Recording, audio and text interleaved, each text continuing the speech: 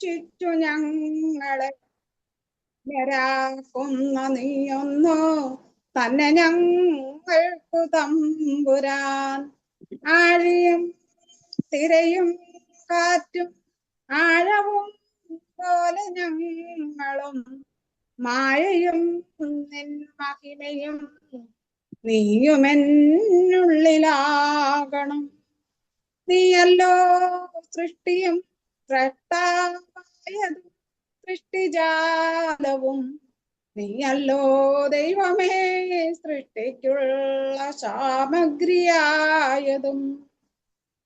നീയല്ലോ മായയും മായാവിയും മായാവിനോദനും. നീയല്ലോ മായയെ നീക്കി സായുജ്യം നൽകുമാര്യനും. നീ സത്യം ജ്ഞാനമാനന്ദം.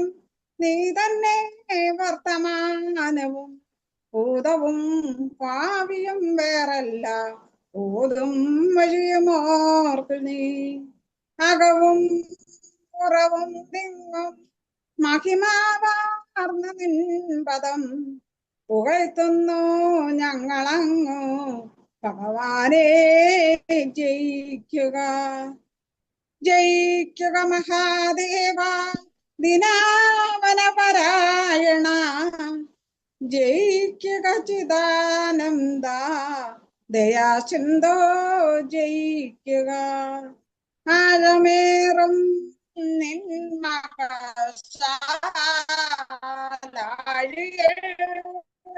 ഞങ്ങളാകവേ.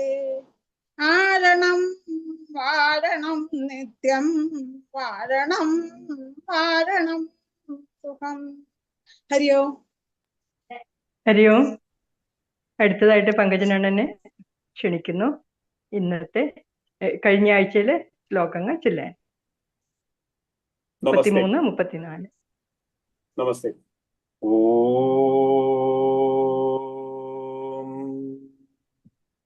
അറിവു നിജസ്ഥിതി ഇങ്ങറിഞ്ഞിടാനായി ഹരമുതലായ വിഭൂതിയായി താനേ മറിയും അവസ്ഥയിലേറി മാറി വട്ടം തിരിയും അലാദ സമം തിരഞ്ഞിടുന്നു.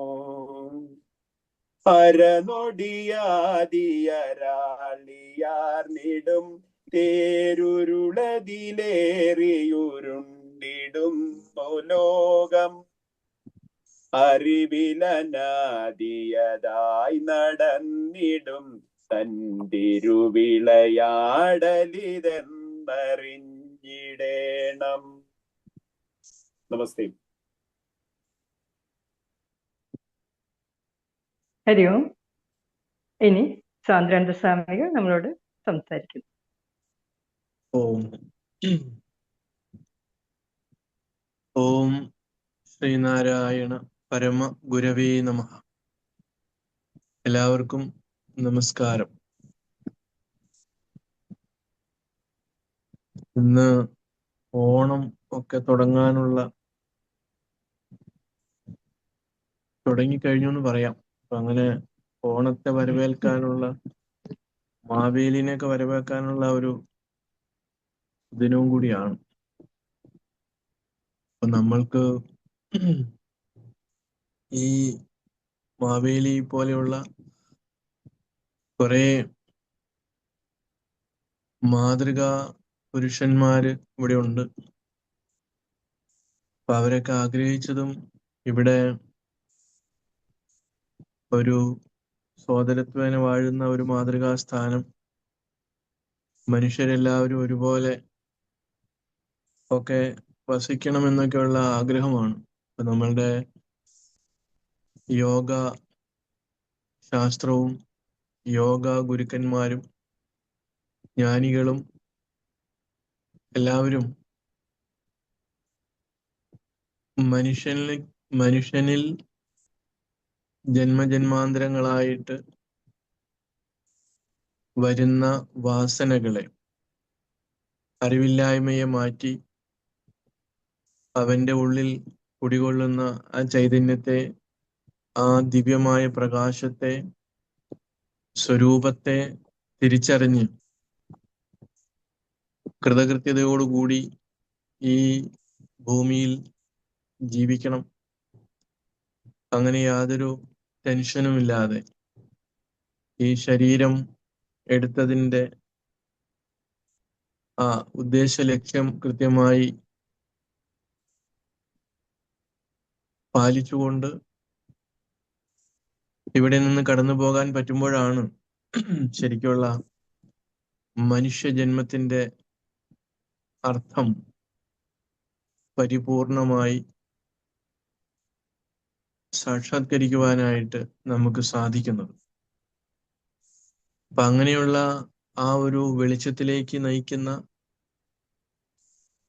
ശ്രീനാരായണ ഗുരുദേവന്റെ വളരെ പ്രസിദ്ധമായ ആത്മോപദേശ ശതകത്തിലൂടെ നമ്മൾ ഇങ്ങനെ കടന്നു പോവുകയാണ്. ഇപ്പൊ 34 ശ്ലോകങ്ങൾ നമ്മൾ മനനം ചെയ്യുവാനായിട്ട് തിരഞ്ഞെടുത്തിരിക്കുകയാണ്.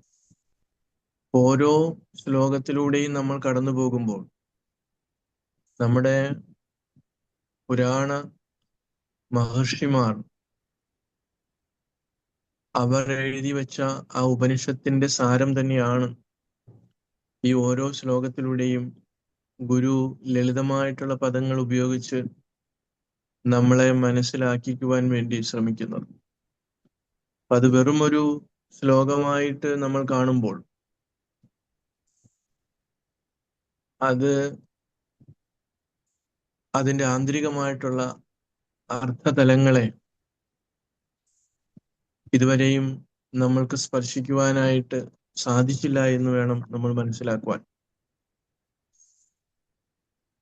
ഓരോ ശ്ലോകങ്ങളെയും നമ്മൾ മനനം ചെയ്യുമ്പോൾ നമ്മളിൽ കിടക്കുന്ന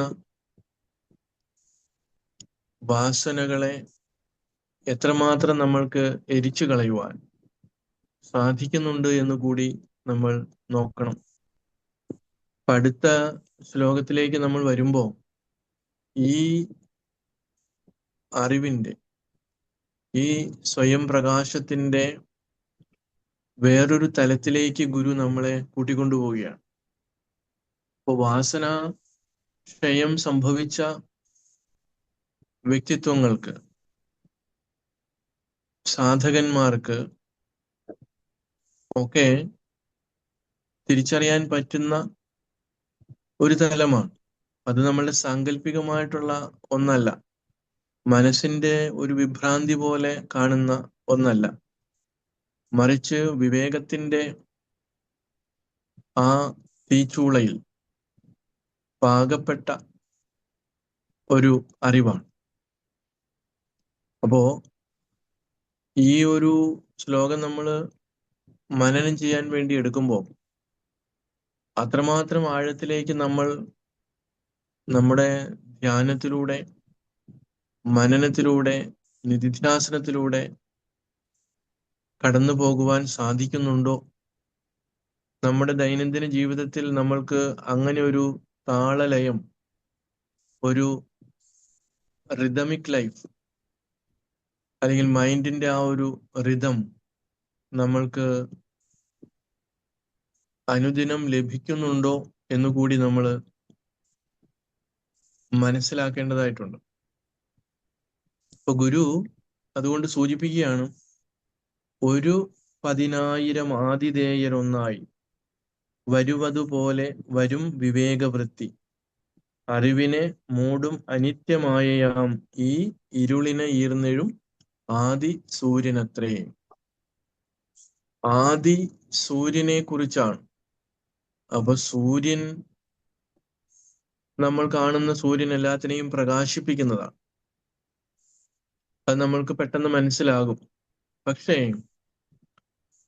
ആദി സൂര്യൻ എന്ന് പറയുമ്പോൾ ഈ സൂര്യനെ കൂടാതെ വേറെ ഒരു സൂര്യൻ ഉണ്ടോ എന്ന് നമ്മൾ സംശയിച്ചു പോകും. ഈ സൂര്യൻ തന്നെ നമ്മുടെ നഗ്ന നേത്രങ്ങൾ കൊണ്ട് ഈ സൂര്യനെ നമുക്ക് കാണാൻ പറ്റുന്നില്ല എന്നുള്ളതാണ്. കാരണം കണ്ണ് കുറച്ചു കഴിയുമ്പോൾ ആ പ്രകാശത്തിലേക്ക് നോക്കുമ്പോൾ കണ്ണ് നമുക്ക് കാഴ്ചശക്തി കുറഞ്ഞു പോകും. എന്നാൽ ഈ പ്രകാശിക്കുന്ന സൂര്യനെ കാണണമെങ്കിൽ ഞാൻ എന്ന പ്രകാശ സ്വരൂപം, ഞാൻ എന്ന ദൃക്ക് അവിടെ ആവശ്യമാണ്. എന്റെ മുമ്പിൽ സൂര്യൻ ഉൾപ്പെടെയുള്ള പ്രകാശഗോളങ്ങളെല്ലാം ദൃശ്യമാണ്. പിന്നെ എന്തുകൊണ്ടാണ് ഈ സൂര്യനെ മാത്രം എടുത്തു പറഞ്ഞത്? മറ്റ് നക്ഷത്രങ്ങളും ഗ്രഹങ്ങളും ഒക്കെ ഈ സൂര്യന്റെ പ്രകാശം കൊണ്ട് പ്രകാശിക്കുന്നതാണ്. നവഗ്രഹങ്ങൾ അത് നമ്മൾ കാണുന്നുണ്ട്. ഇപ്പൊ നമ്മുടെ ആധുനിക ശാസ്ത്രം ഈ ഗ്രഹങ്ങളെ കണ്ടുപിടിക്കുന്നതിനും എത്രയോ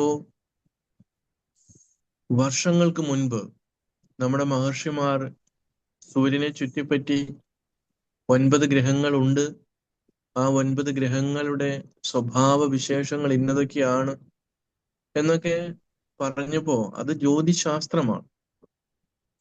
ആ ശാസ്ത്രത്തെ കുറിച്ച് പറഞ്ഞപ്പോൾ മനസ്സിലാകാതിരുന്ന ആളുകൾ ഭാരതീയരൊക്കെ അന്ധവിശ്വാസികളാണ് എന്ന് പറഞ്ഞ് ആക്ഷേപിക്കുകയും അത് ഏറ്റു ചൊല്ലുന്ന കുറെ മന്ദബുദ്ധികളായിട്ടുള്ള ആളുകൾ ഇന്നും നമ്മുടെ ഈ സമൂഹത്തിൽ ജീവിക്കുന്നു എന്നുള്ളതും നമ്മളെ ചിന്തിപ്പിക്കുന്ന ഒരു കാര്യമാണ്, അല്ലെങ്കിൽ നമ്മൾ തിരിച്ചറിയേണ്ട ഒരു കാര്യമാണ്.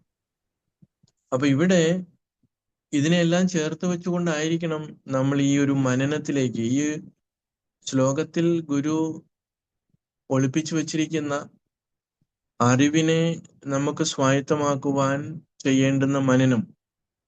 അപ്പൊ ഗുരു പറയുന്നു, 1,10,000 ആതിഥേയർ ഒന്നായി വരും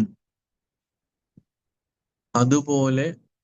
അപ്പോ ഇവിടെ ഒരു സൂര്യനെ നമ്മൾക്ക് കാണുമ്പോൾ നമുക്ക് ഈ പ്രപഞ്ചത്തെ മൊത്തം അത് പ്രകാശിപ്പിക്കുന്നു എങ്കിൽ 10,000 സൂര്യൻ വന്നാലോ എന്തായിരിക്കും അവസ്ഥ? അപ്പൊ അതൊരു അത്ഭുതകരമായിട്ടുള്ള, ഒരു ആശ്ചര്യകരമായിട്ടുള്ള ഒരു കാര്യത്തെ അവതരിപ്പിക്കുവാൻ വേണ്ടി ഗുരു പറയുന്നതാണ്.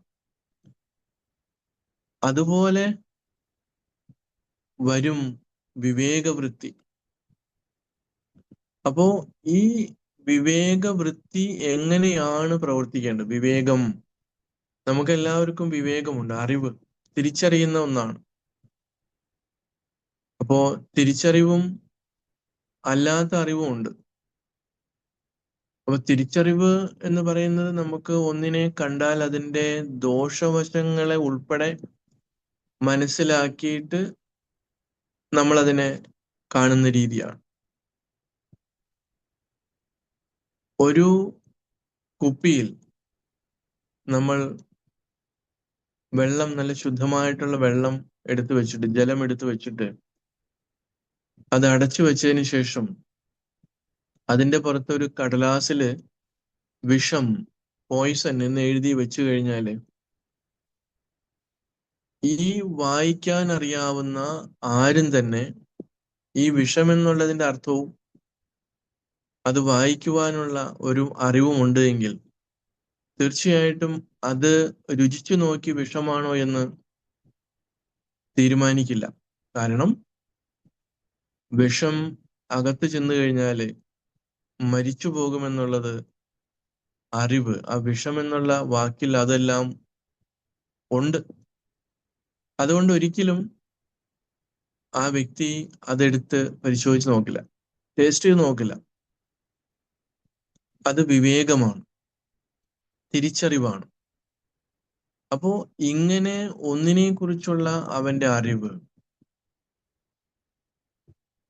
അപ്പോ ഈ അറിവ് നമ്മൾക്ക് ഉണ്ടാകണമെങ്കിൽ എത്രമാത്രം വിവേചന ബുദ്ധി, അനലൈസേഷൻ. അപ്പോൾ മനുഷ്യന് മാത്രമാണ് ഈ വിവേകം, തരംതിരിച്ചറിയാനുള്ള ഒരു കഴിവ് ഉള്ളത്. അത് അദൃശ്യനായിട്ടുള്ള ആ പരമ്പൊരുൾ കൊടുത്തത്, അല്ലെങ്കിൽ എത്രയോ ജന്മങ്ങളിലൂടെ അവൻ ആർജിച്ചത്. മൃഗങ്ങൾക്ക് തരംതിരിച്ചറിയാനുള്ള കഴിവില്ല, പക്ഷെ അതിറ്റങ്ങൾക്ക് നൈസർഗികമായിട്ടുള്ള ചില കഴിവുകളുണ്ട്.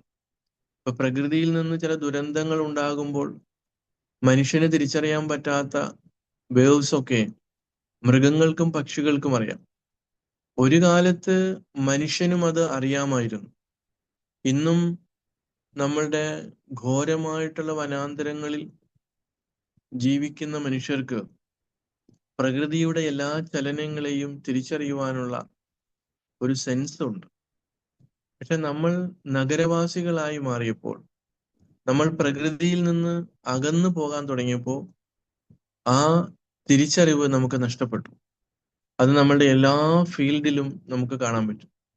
അപ്പൊ ഇവിടെയും ഈ അനിത്യമായിട്ടുള്ള മായ അറിവിനെ മൂടിയിരിക്കുന്നു കാലത്തോളം. ഈ വിവേകവൃത്തി ശരിയായ രീതിയിൽ നമുക്ക് ഉപയോഗിക്കാൻ പറ്റാതെ വന്നാൽ അത് ദുരന്തമാണ്, ദുഃഖമയമാണ് എന്നാണ് പറയുന്നത്. ഈ അറിവിന് മൂടി അനിത്യമായിട്ടുള്ള മായ, അത് എത്രയോ ജന്മങ്ങളായിട്ട് ഇങ്ങനെ തുടരുകയാണ്. അപ്പൊ ഈ ജന്മജന്മാന്തരങ്ങളായിട്ട് തുടർന്നു വരുന്ന, മൂടിക്കിടക്കുന്ന, അതിനെ കീറി മുറിച്ചുകൊണ്ട് പോകുന്ന ഒന്നാണ് ഈ ആദി സൂര്യൻ. അപ്പൊ ആദി സൂര്യൻ എന്ന് പറയുന്നത് ഒരിക്കലും, നമ്മൾ മുൻപ് പഠിച്ചിട്ടുണ്ട്, അത് അണയുന്നില്ല, അത് ഉദിക്കുന്നില്ല. ഇതിനെക്കുറിച്ചൊക്കെ മുൻപ് ഗുരു സൂചിപ്പിച്ചു. ആ സൂര്യൻ തന്നെയാണ്, അല്ലെങ്കിൽ ആ പ്രകാശം തന്നെയാണ് ഈ പറയുന്ന ആദി സൂര്യൻ. അപ്പൊ ഈ ആദി സൂര്യന്റെ ആ പ്രകാശ കണങ്ങൾ, ബീജുകൾ, അത് ഈ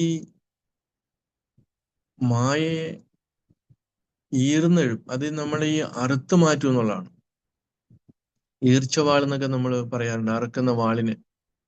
അപ്പൊ അത് അത്ര ഷാർപ്പാണ്. അപ്പൊ ഇവിടെ ഈ മായ അത്രമാത്രം കട്ടി പിടിച്ചു കിടക്കുന്നു എന്നുള്ളത് കൂടിയാണ്. മരമൊക്കെയാണ് നമ്മൾ അറക്കുന്നത്. അപ്പൊ അതേപോലെ അറുത്ത് മാറ്റാൻ സാധിക്കുന്ന ഒരു പദാർത്ഥമാണോ മായ എന്ന് ചോദിച്ചാൽ അല്ല. പക്ഷെ അത് മഹർഷിമാര്, കവികൾ, അവരുടെ ഒരു ഭാവനയിൽ അവരത് അങ്ങനെ പറയുകയാണ്. അപ്പൊ മായയുടെ സ്വരൂപത്തെ കുറിച്ച് മഹർഷിമാര് പറയുന്നത് അഘടന ഘടന പടിയസി യാ സാ മായ എന്ന് പറയും. അതിന് പ്രത്യേകിച്ചുള്ള ഒരു ഘടനയൊന്നുമില്ല. ഒരുപാട് അതിന്റെ മെയിൻ പണി തെറ്റായി നമ്മളെ ധരിപ്പിക്കുക, നമ്മളെ മോഹിപ്പിക്കുക, ഈ വഴിവിട്ട് സഞ്ചരിപ്പിക്കുക എന്നുള്ള, അത് അതിന്റെ ഒരു ജന്മ സ്വഭാവമാണ്. അതിനെയാണ് മായ എന്ന് പറയുന്നത്. അതിന് നമ്മൾ വേറൊരു രീതിയിൽ പറയുന്നു അറിവില്ലായ്മ. നമ്മള് അവിദ്യ എന്നൊക്കെ പറയുന്നു, ഇരുട്ട് എന്നൊക്കെ പറയാണ്. അപ്പൊ ഇതിനെയൊക്കെ, ആ ഇരുട്ടിനെ നമുക്ക്, ആ അറിവില്ലായ്മയെ നമുക്ക് മാറ്റണം. അപ്പോ അങ്ങനെ ഒരു അറിവ് മാറിക്കഴിയുമ്പോഴോ, അല്ലെങ്കിൽ ആ രീതിയിലേക്ക് ഒരു ജീവൻ ഉണർന്നു കഴിയുമ്പോഴോ, അപ്പൊ അവനുണ്ടാകുന്ന സാക്ഷാത്കാരത്തിന്റെ, ഈ തിരിച്ചറിവിന്റെ സന്ദർഭത്തിൽ അവൻ അനുഭവിക്കുന്ന ഒരു അനുഭവമാണ് ഈ 1,10,000 ആതിഥേയരെ ഒന്നായിട്ട് ഉദിച്ചു വന്നാൽ എങ്ങനെയുണ്ടാകും. ഒരു സൂര്യൻ ഉദിച്ചു വരുമ്പോൾ ഉണ്ടാകുന്ന പ്രകാശത്തെക്കുറിച്ച് നമുക്ക് ബോധ്യമുണ്ട്, നമ്മുടെ അനുഭവമാണത്. അതേപോലെ തന്നെയാണ് ഈ ജ്ഞാനോദയം എന്ന് പറയുന്നത്. അതൊരു 10,000 സൂര്യന്മാർ ഉദിച്ചുയരുന്ന പോലെയാണ്. അതായത് പിന്നെ അവിടെ അശേഷം പോലും ഇരുട്ടിന് സ്ഥാനമില്ല, ഇരുട്ട് അവിടെ ഇല്ല. അപ്പൊ സൂര്യൻ ഉദിക്കുന്നു എന്ന് പറഞ്ഞാൽ ആ സെക്കൻഡിൽ നമ്മൾ മനസ്സിലാക്കേണ്ടത് ഇരുട്ട് അതോടൊപ്പം തന്നെ എന്നേക്കുമായിട്ട് പോയി മറഞ്ഞു കഴിഞ്ഞു. അപ്പൊ പ്രകാശത്തിന്റെ അഭാവമാണ് ഇരുട്ട്, അറിവിന്റെ അഭാവമാണ് അവിദ്യ. അപ്പൊ നമ്മൾ ദൈനംദിന ജീവിതത്തിൽ അനുഭവിക്കുന്ന ഈ പ്രശ്നങ്ങളുടെ കാരണമെന്ന് ഗുരുക്കന്മാർ പറയുന്നത് എന്താണ്? അറിവില്ലായ്മയാണ്. ആവശ്യമില്ലാത്ത ടെൻഷൻ, ആവശ്യമില്ലാത്ത ആങ്സൈറ്റി, കണക്കുകൂട്ടലുകൾ, ഇതൊക്കെ നമ്മുടെ ദുഃഖത്തെ വർദ്ധിപ്പിക്കാനേ സഹായിക്കൂ. അപ്പോ എന്താണോ ഈ പ്രാരബ്ധം കൊണ്ട് കൽപ്പിച്ചിട്ടുള്ളത്, കൽപ്പിച്ച പോലെ വരുമെന്ന് നിനച്ചു കണ്ടിട്ട് അർപ്പിച്ചിടുന്നു അടിയൻ ഒക്കെയും അങ്ങ് ശംഭോ എന്ന് പിണ്ടനന്ദിയിൽ ഗുരു സൂചിപ്പിക്കുന്നുണ്ട്. അപ്പൊ ഇവിടെ അതിന്റെ അർത്ഥം നമ്മൾ ജോലി ചെയ്യേണ്ടെന്നല്ല, നമ്മൾ പ്രയത്നിക്കേണ്ടെന്നല്ല. നമ്മൾ പ്രയത്നിക്കണം, അതോടൊപ്പം തന്നെ ഇതിന്റെ അന്തസത്ത മനസ്സിലാക്കി മുന്നോട്ട് പോകുക എന്നുള്ളതാണ്. അപ്പോ അങ്ങനെ മനസ്സിലാക്കൽ, തിരിച്ചറിയൽ ഈ ഭൂമുഖത്ത് മനുഷ്യന് മാത്രമേ ഉള്ളൂ, മാനവരാശിക്ക്. പക്ഷേ മനുഷ്യന്റെ രൂപം മാത്രമുള്ള എത്രയോ മൃഗ സമാനന്മാരായിട്ട്, അതായത് ഈ വിവേചന ബുദ്ധി ഇല്ലാത്ത ആളുകളെയാണ് ആ മൃഗ സമാനന്മാരും എന്ന് പറയുന്നത്. അത് മോശമായിട്ടുള്ള പദമല്ല. അതായത് ഈ അറിവിനെ ശരിയായ രീതിയിൽ മനസ്സിലാക്കാൻ കെൽപ്പില്ലാത്ത മാനസികാവസ്ഥയുള്ള ആളുകൾ. അപ്പൊ ജ്ഞാനിയെ സംബന്ധിച്ചിടത്തോളം ഇവിടെ ഈശ്വര സർവഭൂതാനാം ഹൃദ്ദേശേ അർജുന തിഷ്ഠതി, എല്ലാ ജീവജാലങ്ങളുടെ ഉള്ളിൽ ശുനിജൈവ ശുഭാഗേജ പണ്ഡിതാഹ സമദർശിന എന്നൊക്കെ സമദർശിയെ, ഈ സാക്ഷാത്കാരം നേടിയ മഹാത്മാവിനെ കുറിച്ച് പറയുന്നുണ്ട്. അപ്പോ മഹർഷിമാർ അവിടെയെല്ലാം ഒറ്റക്കെട്ടാണ്.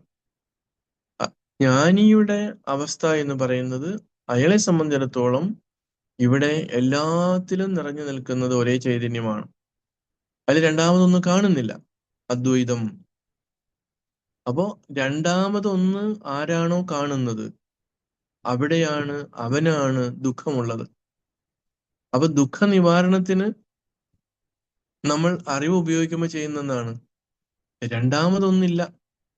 നമ്മുടെ ഉള്ളിൽ കുടികൊള്ളുന്ന അതേ ചൈതന്യം തന്നെയാണ് മറ്റൊരാളുടെ ഉള്ളിലും കുടികൊള്ളുന്നത്, മറ്റെല്ലാത്തിലും കുടികൊള്ളുന്നത്. എന്തിനു പറയുന്നു? നമ്മൾ ജഡപദാർത്ഥങ്ങളിൽ പോലും കുടികൊള്ളുന്നത് ആ ചൈതന്യമാണ് എന്നുള്ള തിരിച്ചറിവിലേക്ക് ഈ മുക്തപുരുഷൻ മാറുകയാണ്.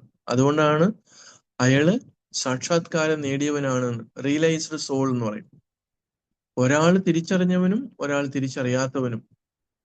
പക്ഷേ ചില സമയത്ത് യോഗ ദർശനത്തിന്റെ പതഞ്ജലി മഹർഷിയുടെ ആ വഴിയിലൂടെ നമ്മൾ സഞ്ചരിച്ചു പോകുമ്പോൾ മനസ്സിന്റെ ഓരോ തലങ്ങളിൽ എത്തുമ്പോൾ നമുക്ക് ഭൗതികമായിട്ടുള്ള കുറെ സിദ്ധിവിശേഷങ്ങളൊക്കെ ഉണ്ടാകാം.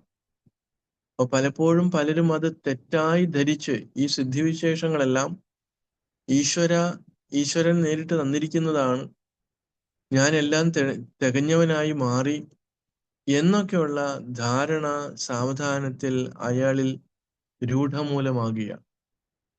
അങ്ങനെയാണ് അവർ വഴിതെറ്റിപ്പോകുന്നത്. സിദ്ധികൾ ഒരിക്കലും ആത്മസാക്ഷാത്കാരവുമായി യാതൊരു ബന്ധവുമില്ല. അതിന് ശുദ്ധമായിട്ടുള്ള ജ്ഞാനവുമായി യാതൊരു ബന്ധവുമില്ല. സിദ്ധികൾ മനസ്സിന്റെ ഏകാഗ്രതയിലൂടെ അതിങ്ങനെ കിട്ടുന്ന, അത് കുറച്ചാളുണ്ടാകും, അത് കഴിയുമ്പോൾ അത് പോകും. ഉപാസന നടത്തുന്ന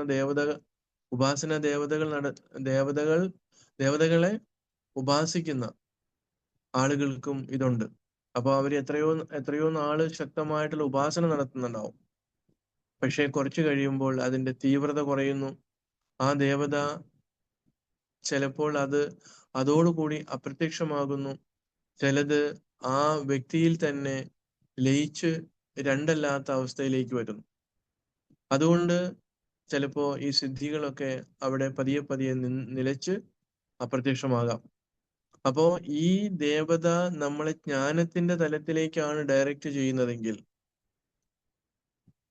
തീർച്ചയായിട്ടും ഈ ദേവത, ഈ ജീവൻ, ഈ ആരാണോ ഉപാസിച്ചിരുന്നത് അതിൽ നിന്ന് വ്യത്യസ്തമല്ല എന്നുള്ള തലത്തിലേക്ക് അത് മെർജായി, ഒന്നായി തീരുകയാണ്.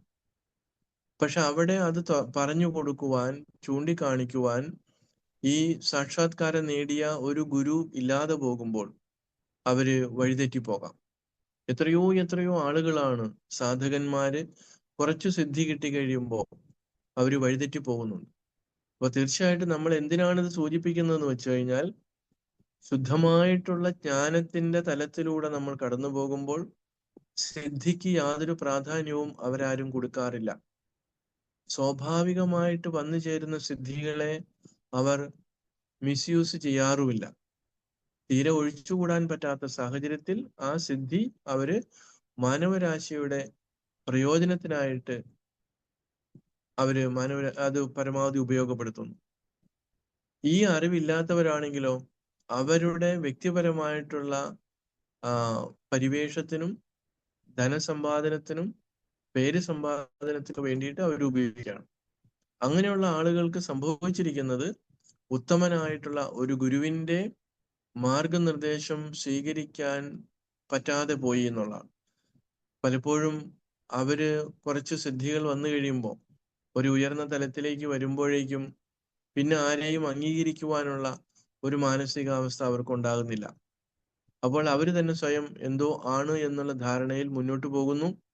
കുറച്ചു കഴിയുമ്പോൾ ഇതെല്ലാം കൈവിട്ടു പോകുന്നു. ആ വന്ന വഴികളെല്ലാം അവർക്ക് നഷ്ടപ്പെട്ടു പോവുകയാണ്. അപ്പോൾ വളരെ പരമപവിത്രമായി നമുക്ക് ലഭിച്ച ഈ മനുഷ്യജന്മം അതോടുകൂടി വഴിതെറ്റി അവിടെ തിരിഞ്ഞു പോവുകയാണ്. അങ്ങനെ സംഭവിക്കാതിരിക്കാൻ വേണ്ടിയിട്ടാണ് ഒരു ഉത്തമനായ ഒരു ഗുരുവിനെ കണ്ടെത്തി നമ്മൾ ആ മാർഗനിർദ്ദേശത്തോടു കൂടി ഒരു പക്വതയിൽ എത്തിയതിനു ശേഷം പിന്നെ നമ്മൾക്ക് സ്വന്തമായിട്ട് പോകാം. കാരണം അപ്പോ നമുക്ക് നമ്മുടെ ഒരു അനുഭവത്തിൽ വരും, ഗുരുവും താനും വേറെയല്ല, അത് രണ്ടും ഒരേ ചൈതന്യം തന്നെയാണ്. ഈ വാസനകളൊക്കെ ക്ഷയിച്ചു കഴിയുമ്പോൾ പിന്നെ ഈ മായ പിടിക്കുവാനുള്ള അവസരങ്ങൾ, അല്ലെങ്കിൽ മായയുടെ പിടി പിന്നെ കിട്ടാതെ പോകുന്നു. കാരണം എവിടെയാണോ അജ്ഞാനമുള്ളത്, ഇരുട്ടുള്ളത്, അവിടെ മാത്രമേ അവിദ്യക്ക് സ്ഥാനമുള്ളൂ. എവിടെയാണോ സ്വയം പ്രകാശമായിട്ട് എല്ലാ സ്ഥലത്തും പ്രകാശം നിൽക്കുന്നത്, അവിടെ പിന്നെ ഇരുട്ടിനെ നമ്മൾ കാണുന്നില്ല. അതാണ് പണ്ട് നമ്മുടെ പൂർവികരായിട്ടുള്ള ആളുകൾ ഒരു ഉദാഹരണം പറയാറുണ്ട്. നമ്മുടെ ഈ ആധ്യാത്മികതയുമായി ബന്ധപ്പെട്ടാണ് അത് പറയുന്നത്. അതായത് ഒരു പണ്ടത്തെ കാലത്ത് ഒരു വീട്ടില്, ഒരു പണക്കാരന്റെ വീട്ടില് വലിയ ഫംഗ്ഷൻ നടക്കുകയാണ്. അപ്പോ രാത്രിയിൽ ഫംഗ്ഷൻ ഉണ്ട്. അപ്പൊ നമ്മളുടെ പണ്ടത്തെ ഈ ഒരു വിളക്കുണ്ട്, തലയിൽ ചുമന്നുകൊണ്ട് നടക്കുന്ന, അല്ലെങ്കിൽ എവിടെയും കൊണ്ടുവച്ചാൽ അവിടെ മൊത്തം പ്രകാശം, മണ്ണെണ്ണ വിളക്കാണ്. അപ്പോ ഈ ഗൃഹനാഥൻ അവിടെ നിന്ന് നോക്കിയപ്പോ ഒരു സ്ഥലത്ത് വെളിച്ചമില്ല. അപ്പോ ജോലിക്കാരനെ വിളിച്ചിട്ട് അദ്ദേഹം പറഞ്ഞു, ആ ഇരുട്ടുള്ള സ്ഥലത്ത് ഈ വിളക്ക് കൊണ്ടുപോയി വെക്കണം എന്ന് ഇദ്ദേഹം സൂചിപ്പിക്കുകയാണ്. അയാളെ വിളിച്ച് പറയുകയാണ്, ഇയാള് ഈ വെളിച്ചം, ഈ വിളക്ക് തലയിൽ ചുമന്നുകൊണ്ട് ഗൃഹനാഥൻ പറഞ്ഞ ഇരുട്ടുള്ള സ്ഥലം അവിടെയൊക്കെ നോക്കി, അവിടെ എങ്ങും അയാൾ ഇരുട്ട് കണ്ടില്ല. കാരണം തൻ്റെ തലയിൽ പ്രകാശിച്ചു കൊണ്ടിരിക്കുന്നത് ഈ പ്രകാശമാണ്. ആ പ്രകാശം ചെല്ലുന്നിടത്ത് എങ്ങനെയാ പിന്നെ ഇരുട്ടുണ്ടാവുക? അതൊരു കഥയുടെ രൂപത്തിൽ കളിയാക്കാൻ പറഞ്ഞു എന്ന് പറഞ്ഞാലും അതിനകത്തൊരു കാര്യമുണ്ട്. നമ്മളും അതുപോലെ തന്നെയാണ്. ഈ വെളിച്ചം ഉള്ളിൽ വെച്ചുകൊണ്ടാണ് വെളിച്ചത്തെ നമ്മൾ തേടിക്കൊണ്ടിരിക്കുന്നത്. അപ്പൊ ഇവിടെ ഈ തിരിച്ചറിവ് ഉണ്ടാകുമ്പോൾ, ആ തിരിച്ചറിവ് ഉണ്ടാകുന്ന ആളുടെ മാനസികാവസ്ഥയാണ് എന്ത്? ഒരു 10,000 ആതിഥേയരൊന്നായി വരുവതുപോലെ വരും വിവേകവൃത്തി, അറിവിനെ മൂടും അനിത്യമായ ഈ ഇരുളിനെ തീർന്നെഴും ആദിസൂര്യനത്തിന്. അപ്പൊ നമ്മൾ ഇങ്ങനെ സഞ്ചരിക്കുമ്പോൾ നമ്മുടെ ജന്മജന്മാന്തരങ്ങളിലൂടെ വരുന്ന ഈ ഇരുട്ടിനെ, ഈ മായയെ, അനിത്യമായിട്ടുള്ള ഈ അറിവില്ലായ്മയെ നമുക്ക് കീറി മുറിച്ച് യാതൊരു ദാക്ഷിണ്യവും കൂടാതെ നമുക്ക് മുറിച്ചു കളയുവാനായിട്ട് സാധിക്കുന്നത് ഈ ആദി സൂര്യന്റെ ആ കാരുണ്യമാണ്. അല്ലെങ്കിൽ ഈ ആദി സൂര്യൻ, അല്ലെങ്കിൽ ഈ അകത്തിരിക്കുന്ന ആ സൂര്യൻ പ്രകാശിക്കുമ്പോൾ അതിന്റെ പ്രകാശത്തെ തടയുന്ന ഈ വക ഇരുട്ടിനെ നമുക്ക് അറിവ് ഉപയോഗിച്ച് ഇല്ലാതാക്കാനായിട്ട് സാധിക്കണമെന്നാണ് ഗുരു നമ്മളോട് വളരെ വ്യക്തവും ശക്തവുമായ ഒരു മുന്നറിയിപ്പ് നൽകുന്നത്. അവർക്കൊക്കെ അങ്ങനെ പറ്റുള്ളൂ. ജോലി ചെയ്യേണ്ടത് നമ്മളാണ്. അവരൊക്കെ വഴി കാട്ടിത്തരും. കൃത്യമായ അതിന്റെ ദിശകൾ ഇങ്ങനെയാണ്, ഇന്നതാണ്, ഇന്ന വഴിയിലൂടെ പോകുമ്പോൾ ഇത്ര ദൂരം ചെല്ലുമ്പോൾ ഇന്ന അപകടം ഉണ്ടാകാം. അപ്പൊ അതൊക്കെ തരണം ചെയ്ത് മുന്നോട്ട് പോകേണ്ട ആ വ്യവസ്ഥിതി നമ്മൾ അനുസരിച്ച് പോകാതെ വരുന്നതുകൊണ്ടാണ് നമ്മളും ഇടയ്ക്ക് കുഴിയിൽപ്പെട്ടു പോകുന്നത്.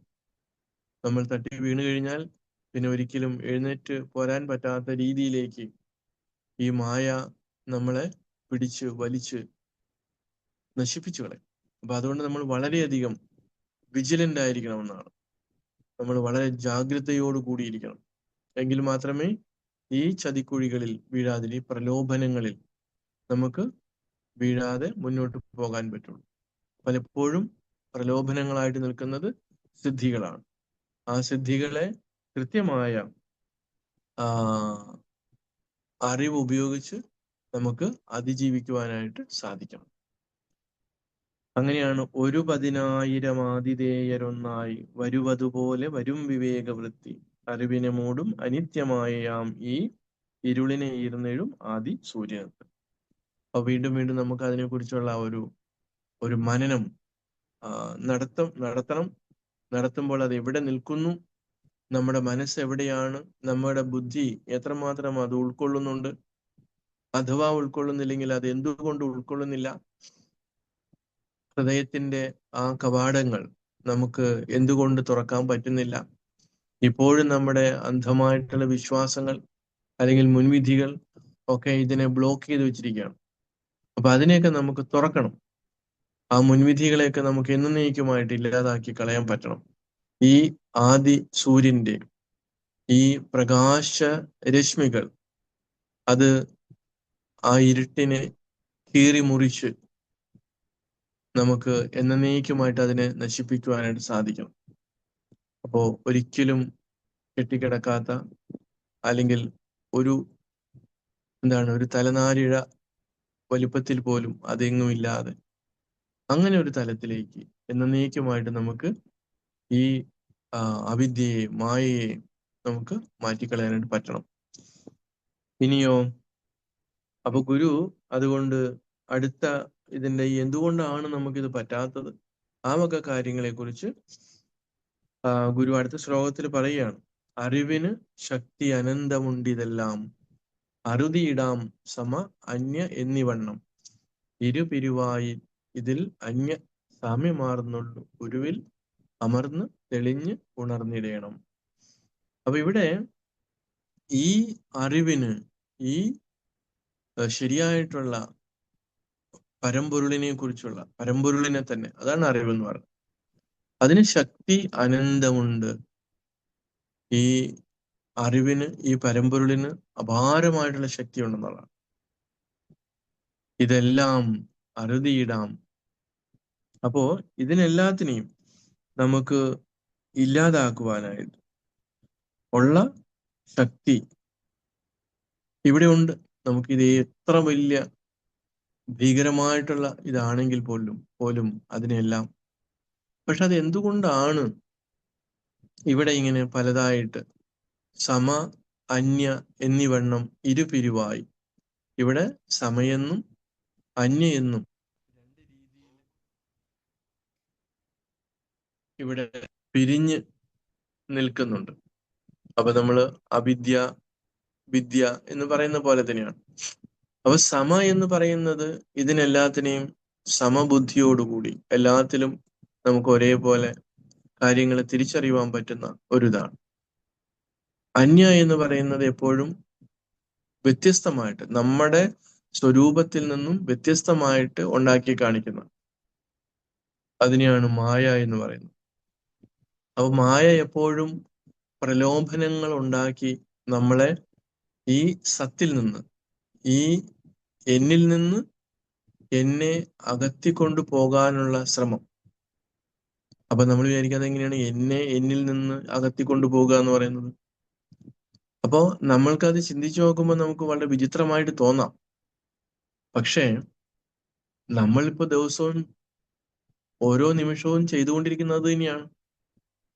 ഈ എന്നെ കുറിച്ചുള്ള അറിവില്ലായ്മ കൊണ്ടാണ് വെളിയിൽ ഈ സത്തിനെ, ഈ ആനന്ദത്തെ തേടി നമ്മൾ പോകുന്നത്. നമ്മൾ ക്ഷേത്രങ്ങളിൽ തേടുന്നതും, ക്ഷേത്രങ്ങളിൽ പോകുന്ന എന്തിനു വേണ്ടിയിട്ടാണ്? നമുക്ക് സുഖമുണ്ടാകണം. കൊച്ചു കൊച്ചു സുഖമല്ല, ഒരിക്കലും നശിച്ചു പോകാത്ത ആത്യന്തികമായിട്ടുള്ള സുഖത്തെ, നിത്യ ശുദ്ധ മുക്ത സ്വരൂപമായിട്ടുള്ള ആ സുഖത്തെ തേടിയാണ് അറിഞ്ഞോ അറിയാതെയോ പോകുന്നത്. അപ്പൊ വെളിയിലുള്ള ഒരു ക്ഷേത്രത്തിനകത്ത് പ്രതിഷ്ഠിച്ചിട്ടുള്ള ആ ദേവന്റെ അടുത്ത് നമ്മുടെ പരിദേവനങ്ങളൊക്കെ പറയുകയാണ്. പക്ഷെ ഭഗവത്ഗീത പോലുള്ള, ഉപനിഷത്ത് പോലുള്ള മഹത് ഗ്രന്ഥങ്ങൾ എന്താണ് പറയുന്നത്? മഹർഷിമാർ ആ ഗ്രന്ഥങ്ങളിലൂടെ, ആ ശ്രുതികളിലൂടെ എന്താണ് പറയുന്നത്? ഈ അകത്തിരിക്കുന്ന ഓരോ ശരീരത്തിന്റെയും അകത്തിരിക്കുന്ന ക്ഷേത്രജ്ഞൻ, ക്ഷേത്രമെന്ന് പറയുന്നത് ശരീരത്തെയാണ്, അതിനകത്ത് കുടികൊള്ളുന്ന എല്ലാത്തിനെയും തിരിച്ചറിയുന്ന ഈ ക്ഷേത്രത്തിന്, ഈ ശരീരത്തിന് ജീവൻ അല്ലെങ്കിൽ ഇതിനെ നിലനിർത്തി കൊണ്ടുപോകുന്ന ആ ചൈതന്യം, ആ ചൈതന്യത്തെ തിരിച്ചറിയാൻ പറ്റാത്തവർക്ക് വേണ്ടിയിട്ടാണ് വെളിയിൽ ഒരു ക്ഷേത്രം ഉണ്ടാക്കി, അല്ലെങ്കിൽ വെളിയിൽ ഒരു ദൈവസങ്കല്പം ഉണ്ടാക്കി അവിടെ ആരാധിക്കുവാനായിട്ട് പറയുന്നത്. അപ്പൊ അങ്ങനെ നമ്മൾ വെളിയിൽ ഈശ്വരനെ കണ്ട് അല്ലെങ്കിൽ ആ രീതിയിൽ ആരാധിച്ചുകൊണ്ടിരിക്കുമ്പോൾ അതെന്തുകൊണ്ടാണ്?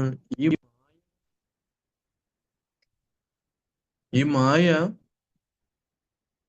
അതിശക്തമാണ്, നമ്മൾ വിചാരിക്കുന്ന പോലെ. അതാണ് അന്യ എന്ന് പറയുന്നത്. മുൻപ് ഗുരു പറഞ്ഞു, മായ, അവിദ്യ, ഇതിനൊക്കെ പല പേരുകളിലാണ് അത് പറയുന്നത്.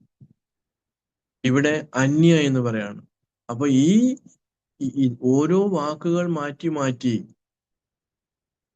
നമ്മളെ എന്തിനാ അത് ഓർമ്മിപ്പിക്കുന്നത്?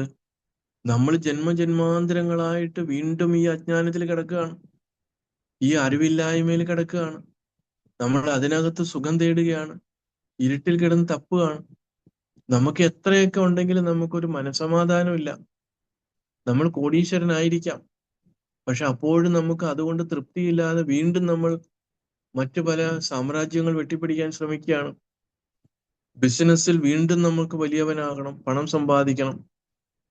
നന്നായിട്ട് പണം സമ്പാദിച്ചു കഴിയുമ്പോൾ പിന്നെ തന്നെ എല്ലാവർക്കും അറിയാൻ പറ്റണം. അതിനുവേണ്ടി കുറെ ദാനധർമ്മങ്ങൾ ചെയ്യുന്നു. അങ്ങനെ എന്തെല്ലാം രീതിയിലാണ് ഈ ഇതിനെ വികസിപ്പിക്കാനായിട്ട് നോക്കുന്നത്. അപ്പൊ ഇവിടെ ഒക്കെ സംഭവിക്കുന്നത് എന്താണ്? ഈ എല്ലാത്തിനെയും പ്രകാശിപ്പിക്കുന്നത് തൻ്റെ ഉള്ളിൽ തന്നെയുള്ള ചൈതന്യമാണ് എന്നുള്ള അറിവിനെ മായ എന്ത് ചെയ്തു? അന്യ എന്ത് ചെയ്തു? മറച്ചു കളഞ്ഞു. ഈ പൊൻപാത്രത്തെ മായ കൊണ്ട് മൂടിക്കളയാണ്. അപ്പോ അറിവിന് ശക്തി അനന്തമുണ്ട്, ഭയങ്കരമായിട്ടുള്ള ശക്തിയാണുള്ളത്, അനന്തമാണ്. അത് തന്നെയാണ് ഇവിടെ ഈ രീതിയിൽ ഇതൊക്കെ ഉണ്ടാക്കി കാണിക്കുന്നത്. സംശയമൊന്നുമില്ല. കടലിൽ അതിശക്തമായിട്ടുള്ള കാറ്റ് അടിക്കുമ്പോൾ വൻ തിരകൾ ഉണ്ടാകുകയാണ്. തിരകൾ ഉണ്ടാകുന്നു, അതില് കുമിളകൾ ഉണ്ടാകുന്നു. ഈ വൻ തിരകൾ ശരിക്കും ജലം തന്നെയാണ്. പക്ഷെ അതിന്റെ രൂപത്തിന് വ്യത്യാസം വന്നപ്പോ അതിന് നമ്മൾ വേറൊരു നാമം കൊടുത്തു. സ്വർണം പോലെ തന്നെയാണ്. സ്വർണം ഒരു പീസ്, ഒരു സ്ക്വയറിൽ ഇരിക്കുന്ന ഒരു കഷ്ണം സ്വർണത്തെ നമ്മൾ സ്വർണ്ണ കട്ടി എന്നാണ് പറയുന്നത്. പക്ഷെ ഒരു സ്വർണം പണിയാൻ അറിയുന്ന ഒരാള് അതിനെ ഒരുക്കി പല പല രൂപങ്ങൾ ഉണ്ടാക്കുകയാണ്. ആ രൂപത്തിന് അനുസൃതമായ ഒരു പേരും കൊടുക്കുകയാണ്. പക്ഷെ ഇങ്ങനെ നമ്മളെ മോഹിപ്പിക്കുന്ന രീതിയിലുള്ള രൂപവും നാമവും കൊടുത്ത് വലിയ കണ്ണാടിച്ചില്ലുകളിലൊക്കെ ഇട്ട് വെച്ചു കഴിയുമ്പോൾ ഒരു പവൻ ഇത്ര രൂപ എന്ന് പറയുമ്പോൾ നമ്മൾ അതിനകത്ത് മോഹിച്ച് അത് വാങ്ങിക്കുകയാണ്. ഇല്ലാത്ത കാശുകൾ ഉണ്ടാക്കി അതിനുവേണ്ടി ഒരുപാട് കഷ്ടപ്പെട്ട് അത് വാങ്ങിച്ചു വെക്കുകയാണ്. ഇതെല്ലാം വാങ്ങിച്ച് എത്രയോ കോടികളുടെ സ്വർണം സൂക്ഷിക്കുന്ന ആളുകളുണ്ട്. ചിലർക്ക് പണം സൂക്ഷിച്ചാൽ മതി, അത് കണ്ടാൽ അയാൾക്ക് സന്തോഷമാണെന്നുള്ളതാണ്. അങ്ങനെ കുറെ കഴിയുമ്പോൾ എന്ത് പറ്റും? ഇഡിക്കാരൊക്കെ വന്നിട്ട് അത് പിടിച്ചുകൊണ്ട് പോകും. അപ്പൊ വീട്ടിലെ ചില ആളുകള് കട്ടിലൊക്കെ ഇങ്ങനെ മൊത്തം നോട്ട് കെട്ടുകൾ മെത്തയ്ക്ക് പകരം അതിന്റെ പുറത്ത് കിടന്നുറങ്ങുക. അത് അവർക്കൊരു സന്തോഷമാണ്, സംതൃപ്തിയാണ്. അപ്പൊ ഇവൻ ഇങ്ങനെയൊക്കെ ചെയ്യുമ്പോഴും, അയാൾ ചെയ്യുമ്പോഴും, ഇനി കുടിക്കുന്നവൻ ചെയ്യുമ്പോഴും, ഇവന്റെ ഒക്കെ ആത്യന്തികമായിട്ട് ലക്ഷ്യം എന്താണ്? സുഖിക്കണം. അതിലൂടെ അവന് സുഖം കിട്ടുകയാണ്. പക്ഷെ അത് നൈമിഷികമാണ് എന്നുള്ള തിരിച്ചറിവ് അവനുണ്ടാകുന്നില്ല.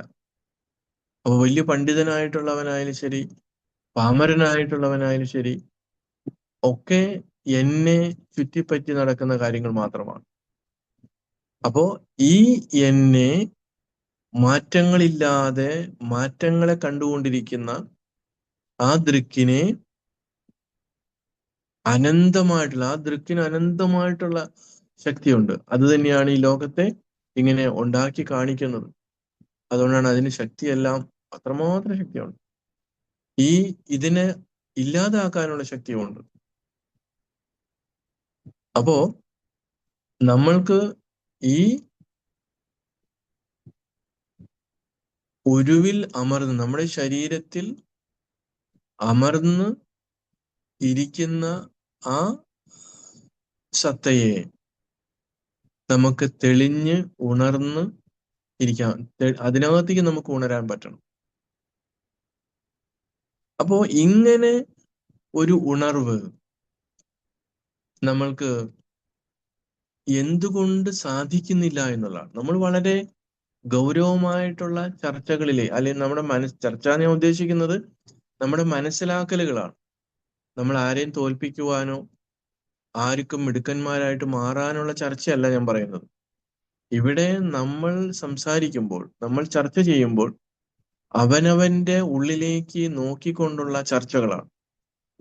അങ്ങനെ വരുമ്പോഴാണ് നമ്മൾക്ക് മാറ്റങ്ങൾ ഉണ്ടാകുന്നതും മാറ്റങ്ങളെ നമുക്ക് തിരിച്ചറിയാൻ പറ്റുന്നത്.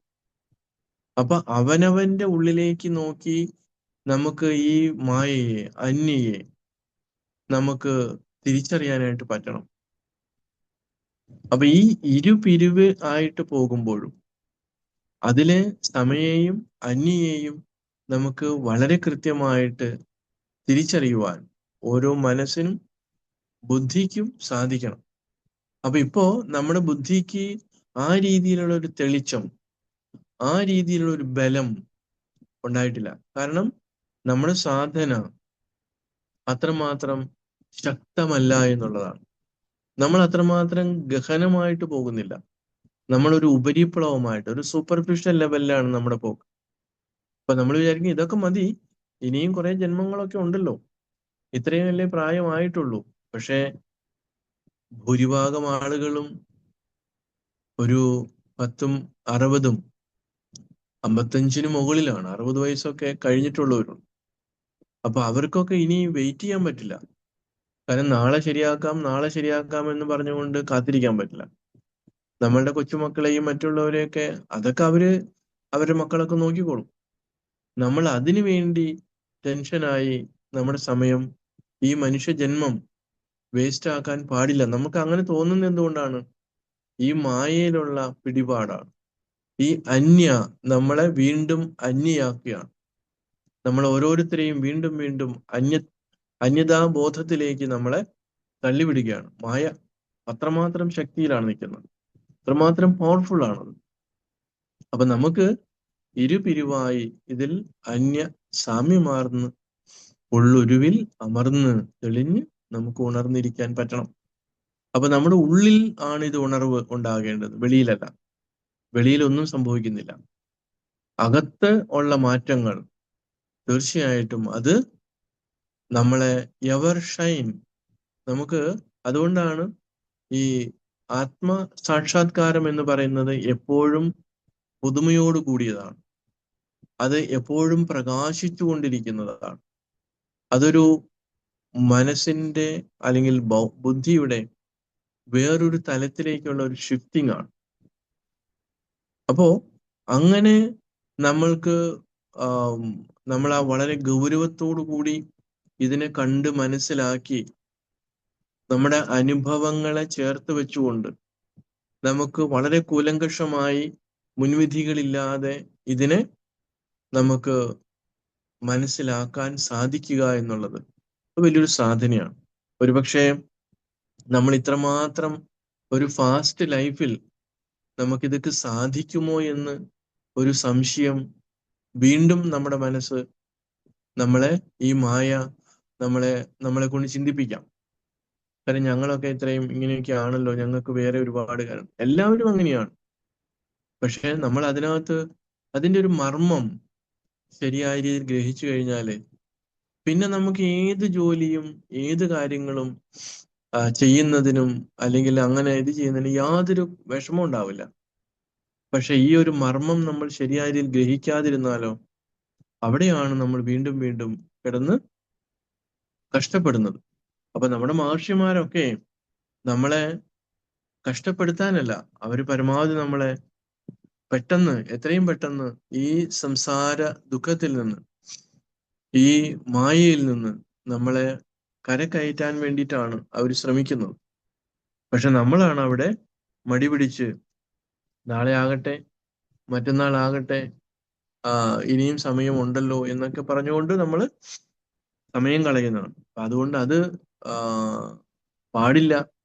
നമുക്കറിയില്ല, ഞാൻ പലപ്പോഴും സൂചിപ്പിച്ചിട്ടുണ്ട്, നമ്മുടെ മഹർഷിമാരും സൂചിപ്പിക്കുന്നുണ്ട്, ഈ ശരീരത്തിൽ നിന്ന് ഈ ജീവൻ എപ്പോഴാണ് വിട്ടുപോകുന്നത് എന്ന് മാത്രം ആർക്കും അറിയില്ല.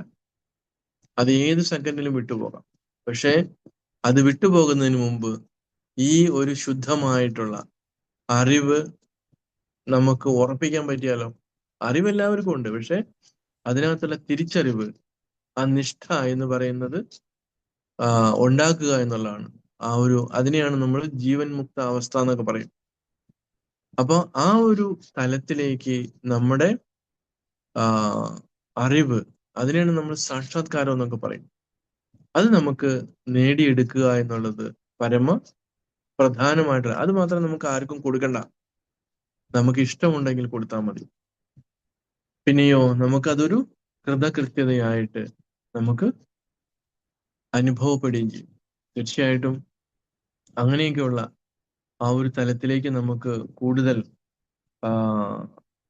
അടുക്കുവാനും അറിയുവാനും ഒക്കെ സാധിക്കട്ടെ. ഗുരുവിന്റെ ഈ ശ്ലോകങ്ങളിലൂടെയൊക്കെ നമ്മൾ കടന്നു പോകുമ്പോൾ ശ്രീനാരായണ ഗുരുദേവൻ ഇത്രമാത്രം ചെറിയ ചെറിയ വാക്കുകളിലൂടെ, ഈ കവിതകളിലൂടെ ആത്മജ്ഞാനത്തിന്റെ പ്രാധാന്യം, ആത്മജ്ഞാനം ലഭിക്കുന്നതിലൂടെ നമുക്കുണ്ടാകുന്ന ആ ഒരു ശാന്തി, ഇതൊക്കെ നമ്മൾ ഇത്രയും ആയിട്ട് നമുക്ക് മനസ്സിലാക്കാൻ സാധിക്കാതെ പോയല്ലോ എന്നുള്ള ഒരു ശരിക്കും ചിന്തിക്കുമ്പോഴാകുന്ന ചില ദുഃഖമുണ്ട്, അല്ലെ? തീർച്ചയായിട്ടും അതൊക്കെ നമുക്ക് തിരിച്ചറിയാൻ പറ്റണം. അപ്പോ അറിവിന് ശക്തി അനന്തമുണ്ടിതെല്ലാം അറുതിയിടാം സമയന്നി എന്നിവണ്ണം പിരിപിരിവായി ഇതിൽ അന്യസാമ്യമാർന്നുള്ള ഒരുവിലമർന്നു തെളിഞ്ഞ് ഉണർന്നിടേണം. അങ്ങനെ നമ്മൾ ഓരോരുത്തരും ഉണരുവാനായിട്ട് സാധിക്കട്ടെ. നമുക്ക് അടുത്ത ശ്ലോകം ഒന്ന് വായിച്ചു വെക്കാം. എന്നിട്ട് നമുക്ക് ഇതുമായിട്ട് ബന്ധപ്പെട്ട് എന്തെങ്കിലും സംശയങ്ങൾ ഉണ്ടെങ്കിൽ നമുക്ക് ചോദിക്കാം. 37ാമത്തെ ശ്ലോകം വെറുതെ ഒന്ന് വായിക്കാം, അതിനുള്ള സമയമേ ഉള്ളൂ. വിഷമതയാർന്നെഴുമന്യ വെന്നുകൊള്ളുവാൻ വിഷമമഖണ്ഡ വിവേകശക്തി എന്നീ വിഷമയെ വെന്നതിനാൽ വിവേകമാകും വിഷയവിരോധിനിയോടണഞ്ഞിടേണം. അത് നമുക്ക് അടുത്ത ക്ലാസ്സിൽ പഠിക്കാം എന്ന് വിചാരിക്കുന്നു. അപ്പോ എല്ലാവർക്കും കൂടുതൽ കൂടുതൽ ആഴങ്ങളിലേക്ക് കൂടുതൽ ചിന്തിക്കുവാനും ഈ അവനവന്റെ സ്വരൂപത്തെ തിരിച്ചറിയുവാനും ഒക്കെ ഉള്ള അവസരങ്ങളായിട്ട് നമുക്ക് ഇതിനെയൊക്കെ കാണാം. ഈ കൂട്ടായ്മ എപ്പോഴും, ഈ സത്സംഗം എന്ന് പറയുന്നത് എപ്പോഴും നമുക്ക് വളരെ എളുപ്പത്തിൽ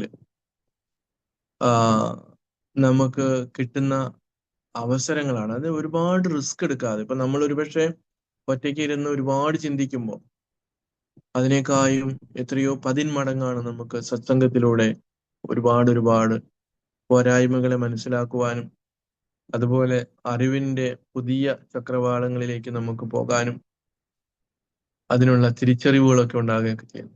തീർച്ചയായിട്ടും എല്ലാവർക്കും ഭഗവാന്റെ ആ പരമ്പൊരുളിന്റെ അനുഗ്രഹം എപ്പോഴും ഉണ്ടാകട്ടെ. കൂടുതൽ ഗൗരവത്തോടു കൂടി കാണാൻ സാധിക്കട്ടെ. എല്ലാവർക്കും ഓണം അഡ്വാൻസ് ആയിട്ട് ആശംസിക്കുകയാണ്. ഒരുപക്ഷെ നമുക്ക് അടുത്ത ഒരു ക്ലാസ് കിട്ടുമെന്ന് തോന്നുന്നു. കാരണം ഓണത്തിന്റെ തിരക്കൊക്കെ ആയിക്കഴിഞ്ഞാൽ കുറച്ച് ബുദ്ധിമുട്ടുണ്ടാവും. എങ്കിലും പരമാവധി ഉണ്ടാവും അടുത്ത ആഴ്ച. എല്ലാവർക്കും നമസ്കാരം. ഹരി ഓം. 4-5 മിനിറ്റ് ഉണ്ട്. ആർക്കെങ്കിലും സംശയമുണ്ടെങ്കിൽ അൺമ്യൂട്ട് ചെയ്യാം. ശശി പണിക്കർ. ഹരി ഓം. ഹരി ഓം. ചോദിച്ചോളൂ, എന്തെങ്കിലും സംശയമാണ് ചോദിക്കാം. അതുപോലെ സ്വാമിയോടൊന്ന് സംസാരിക്കണമായിരുന്നു. നമസ്തേ. നമസ്തേ നമസ്തേ. സംശയങ്ങളൊക്കെ ചോദിച്ചോ, വിശേഷങ്ങളൊക്കെ പിന്നീട്. ഇല്ല സ്വാമി, ഇന്ന് ഞങ്ങൾ ഇന്ന് ജോയിന്റ് ആയതേ ഉള്ളൂ. എനിക്ക് സുഖമില്ലാത്തവരൊക്കെ സ്വാമി അറിഞ്ഞു കാണുമല്ലോ. ഇല്ല അതൊന്നും അറിഞ്ഞില്ല. പങ്കജനെല്ലാം പറയും. ഓക്കെ. സംശയം പിന്നെ അങ്ങനത്തെ ഇപ്പൊ സംശയം നമുക്കിവിടെ ഗൗരവമായിട്ടുള്ള സംശയങ്ങളാണ് ചോദിക്കേണ്ടത്. അതെ, ഒന്നുമില്ല. ഒന്നുമില്ല സ്വാമി. ഹരി ഓം സ്വാമിജി. ഓക്കെ. ഓം ഹരി ഓം. ഹരി ഓം. ഹരി ഓം. ഹരി ഓം. ഹരി ഓം പറഞ്ഞോളൂ സ്വാമിജി. ഹരി ഓം സ്വാമിജി. ഹരി പറഞ്ഞോളൂ. നമ്മള് ഗോൾഡ്, സ്വർണം പല രൂപത്തിലാക്കുമ്പോൾ ഗോൾഡ് തന്നെയാണ്, പക്ഷെ പല നാമത്തിലും നമ്മൾ അറിയുന്നു എന്ന് പറയുന്നു. രണ്ടാമത് നമ്മള് കടലിലെ തിരമാല വരുമ്പോൾ ബേസിക്കലി അത് വെള്ളം തന്നെയാണ്, പക്ഷെ കാറ്റടിക്കുമ്പോൾ തിരമാല എന്ന് പറഞ്ഞു. എനിക്കൊരു സംശയമുള്ളത്, ഇപ്പൊ ഒരു സ്ത്രീ അല്ലെങ്കിൽ ഒരു പെൺകുട്ടി ചെറുപ്പത്തിൽ അത് പെൺകുട്ടിയാണ്, പിന്നീട് അതൊരു സ്ത്രീ ആകുമ്പോൾ ഒരു ഭർത്താവിന്റെ ഭാര്യയാകുന്നു, പിന്നീട് അമ്മയാകുന്നു, പിന്നീട് അമ്മായിയമ്മയാകുന്നു. എല്ലാം സ്ത്രീ തന്നെയാണല്ലോ. പക്ഷേ നമ്മൾ ഈ ഓരോ കാലഘട്ടത്തിൽ കൂടെ കടന്നു പോകുമ്പോൾ അതിനെ എല്ലാം ഉൾക്കൊണ്ടുകൊണ്ട് നമ്മൾ സ്ത്രീയായും ഭാര്യയായും അമ്മയായും ഇങ്ങനെ അമ്മായിയമ്മയായും അമ്മായിയായും ഒക്കെ പോകുമ്പോൾ ഈ ഒരാൾ തന്നെയല്ലേ? അപ്പൊ നമ്മൾക്ക് ഇതിന്റെ ഒരു അനുഭവ സാധ്യം വേറിട്ടതല്ലേ എന്നെനിക്കൊരു തോന്നൽ. ഹരി ഓം സ്വാമിജി. അറിവില്ലായ്മ അല്ല, ഒരേ സത്ത ഒന്ന് തന്നെയാണ്, പല പല ഭാവങ്ങളിലൂടെ കടന്നു പോവുകയാണ്. ഒരു സ്ത്രീ ആയാലും ശരി, പുരുഷനായാലും, ഇപ്പൊ അമ്മയായാലും അച്ഛനായാലും, ഒരു പുരുഷനായാലും ഒരു സ്ത്രീ ആയാലും ആ ജീവൻ വിവിധ ഭാവങ്ങളിലൂടെ കടന്നു പോവുകയാണ്. ഒരു കുഞ്ഞായിരിക്കുമ്പോൾ ഒരു ബാലഭാവമാണ്. അപ്പോ അത് വളർന്നു വരുന്നു, ശരീരം വളരുന്നു, മനസ്സ് വളരുന്നു, ബുദ്ധി വളരുന്നു. അതനുസരിച്ചിട്ടാണ് ഈ മാറ്റങ്ങൾ ഉണ്ടാകുന്നത്.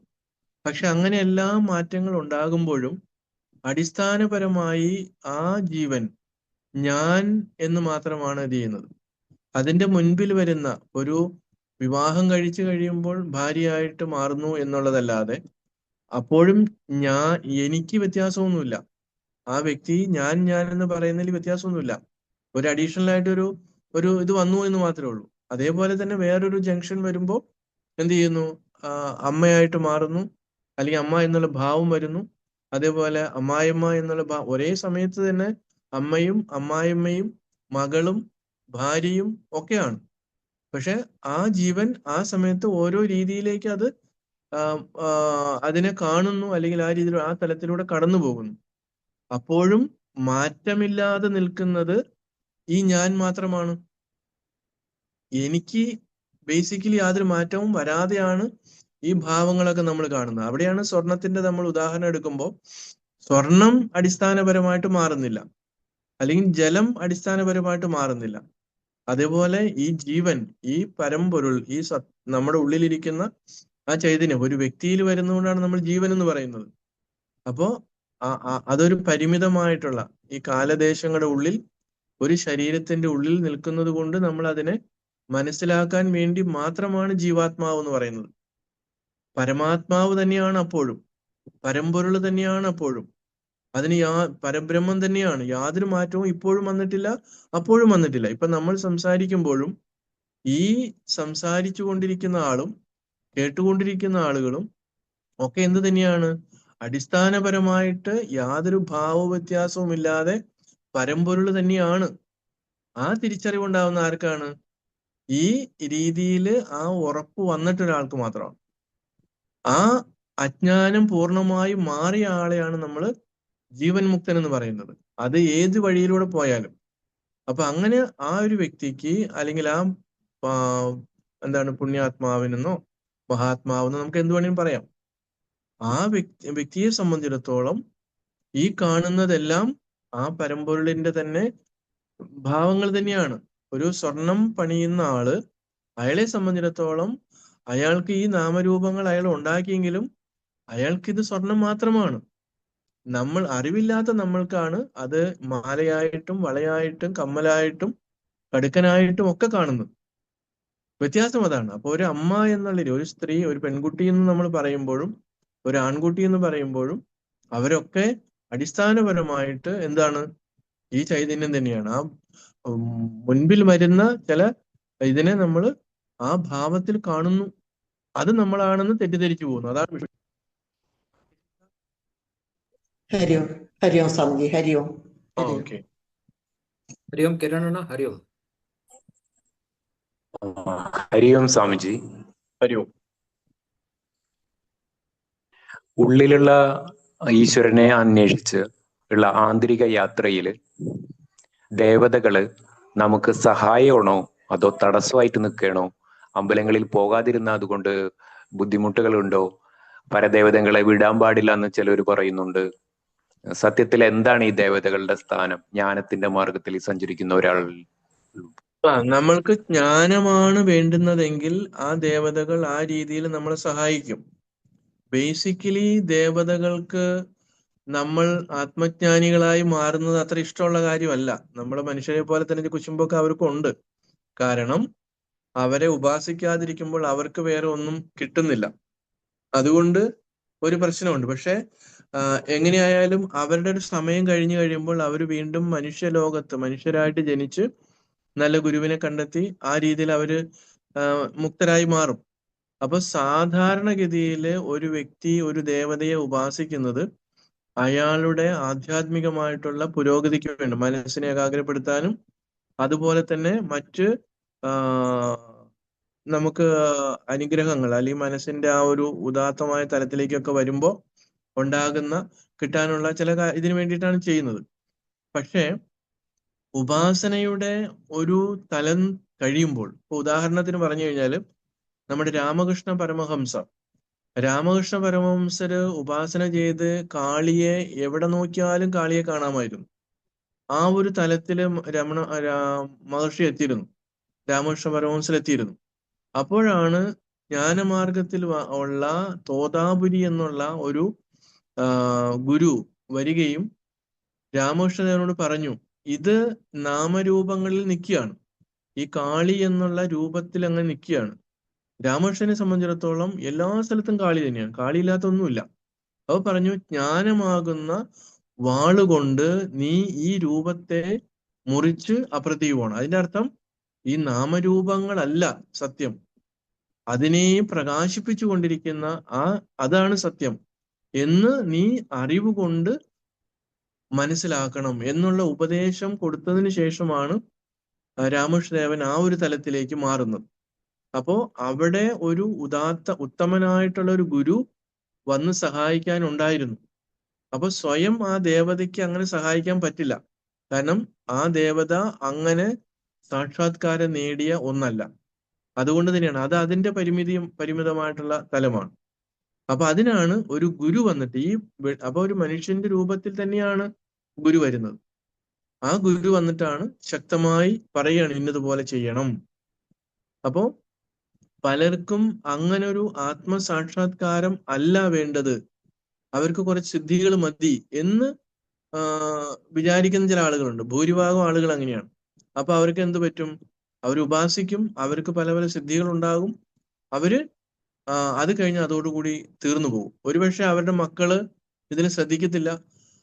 അതോടുകൂടി ആ ദേവതയെ നമ്മൾ ഒരാള് വിളിച്ചു വരുത്തി കഴിഞ്ഞാല് ആ വിളിച്ചു വരുത്തി വേണ്ട രീതിയിൽ അതിന് പരിപാലിച്ചില്ലെങ്കിൽ ഉണ്ടാകുന്ന ഒരു വിഷമം എങ്ങനെയാണോ അതുപോലെ തന്നെയാണ് ഈ ദേവതയെ നമ്മൾ ഉപയോഗിച്ചു, പിന്നെ അത് കഴിഞ്ഞ് അതിന് നമുക്ക് ആവശ്യമില്ല അല്ലെങ്കിൽ അതിനെ നോക്കാൻ ആളില്ലാത്ത രീതിയിൽ വരുമ്പോൾ നമുക്ക് ദോഷമായിട്ട് വരും.